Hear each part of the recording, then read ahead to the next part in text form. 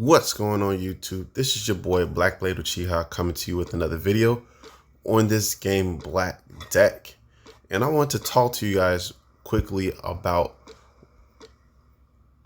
the guild boss, right? So one of the things that I've mentioned in one of my previous videos on the guild boss is using healers, people that cards that can sustain you for longer periods of time and can also withstand damage, right? And the stronger your healers are, the stronger your heals are going to be and the longer you're going to last. Okay, that's just mode of thinking. All right, so one of the best healers, Priest, does not have a self heal on its own. So my recommendation to anybody who is using Priest, put him in a regeneration set or an immortal set. Okay, the higher the star value, along with the greater the rarity, the better off you are with Priest, or excuse me, not with Priest, but with any artifact. Okay, any artifact or accessory, the greater the rarity and the star value, the greater the strength your cards will have. Having said that, Priest is probably by far one of the best cards in the game, and he's easily accessible with fragments now, along with getting them in shards. He's a lot easier to get your hands on. But I wanted to talk about the protection ability.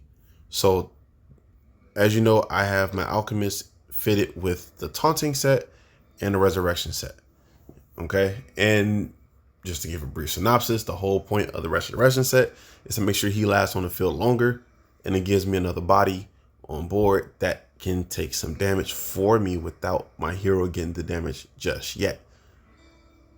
The Taunting set is meant to help protect all my other cards, so that way I can, especially if it's just one-on-one strikers or one-for-ones instead of multi-hitters and stuff like that. The multi-hitters is where it's going to suck, but at least the one-for-ones, which means they can only attack one card each, I will have that protection from them to a degree. And the reason why I say a degree is because there are cards with the I think it's this ability.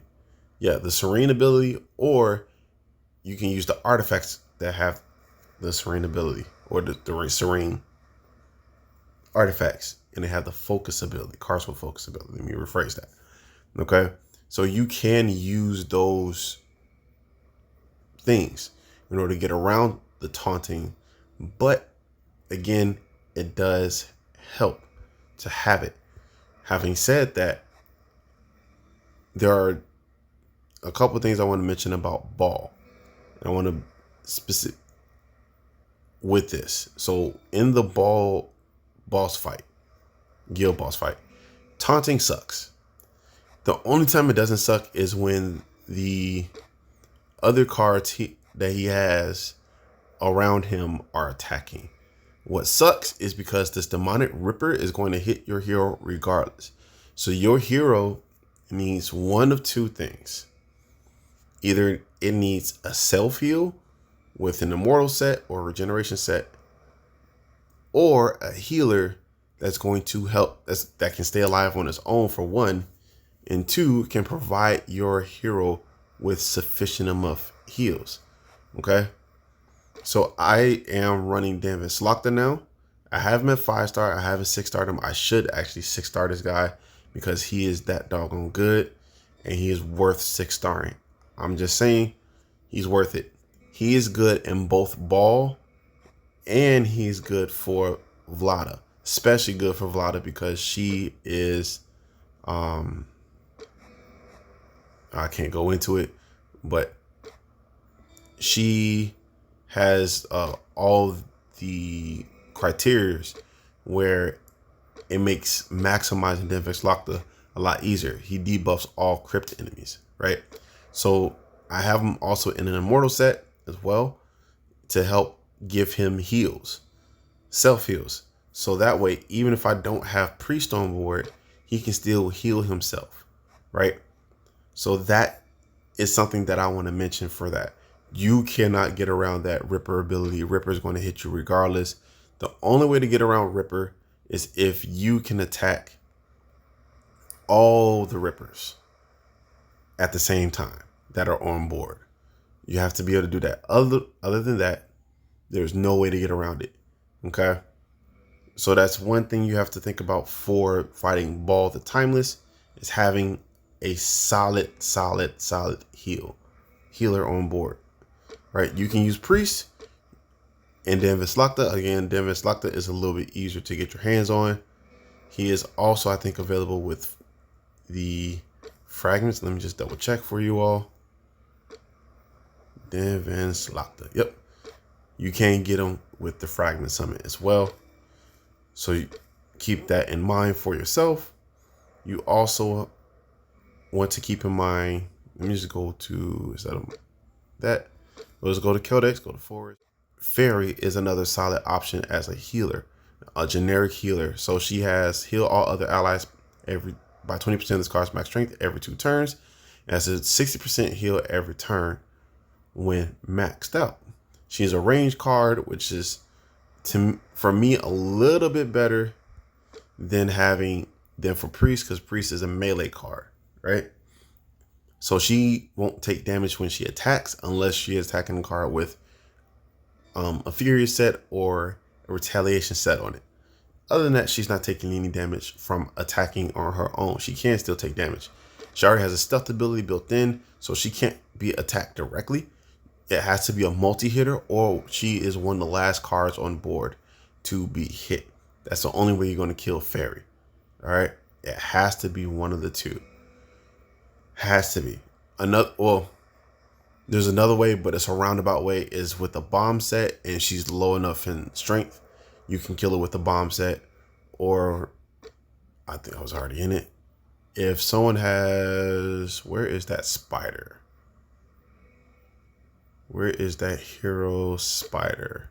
In desert? Yep, he's right here. Or Lord of Flies, sorry. If they have him on board, and that's another way for them to kill your Fairy as well. Okay? Just so you are aware that, so those 3 healers that I mentioned, Fairy, Priest, and Dan Veslakta, are your top 3 choices for me as healers to progress in the boss fights. Okay.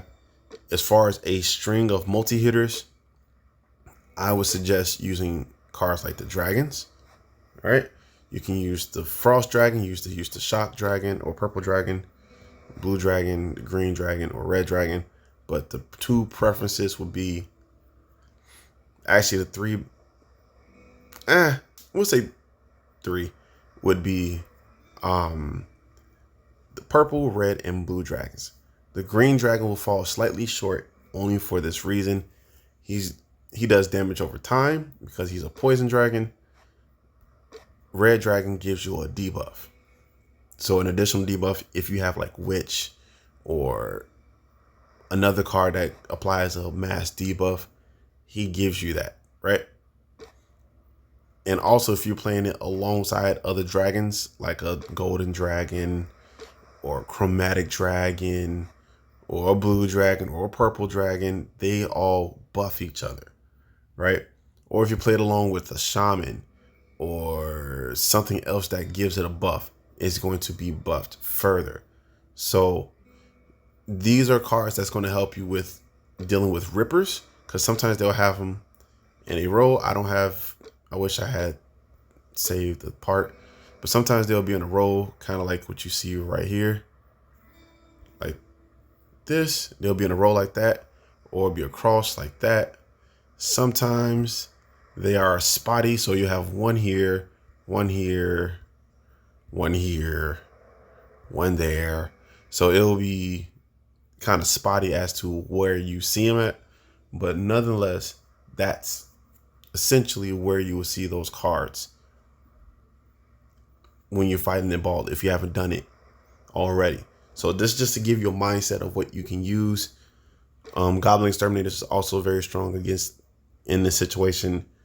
You can use cards that attack in columns or rows.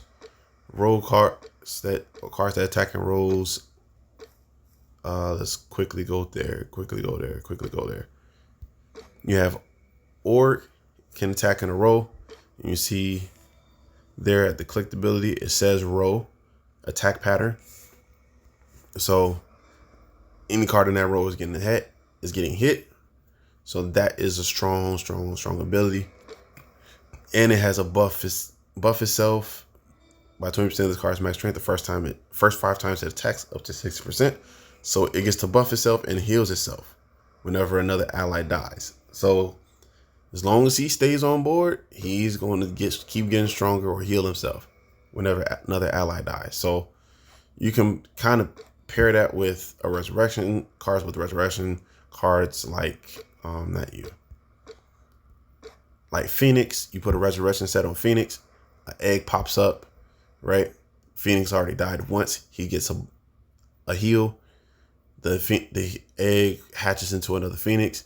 That Phoenix dies with the resurrection set, and then the cycle continues. So that's just a strategy that you can use along with that ogre, so that to help you facilitate longer stays in battle in that dungeon or that guild boss fight.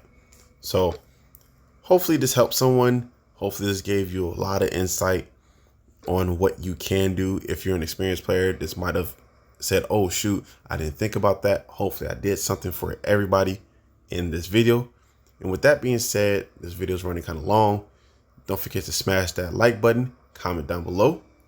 Who are your favorite cards to use in the guild boss? If you've already started doing so, hit the subscribe button and the notification bell so you know when new content drops. Holla back at your boy. Peace.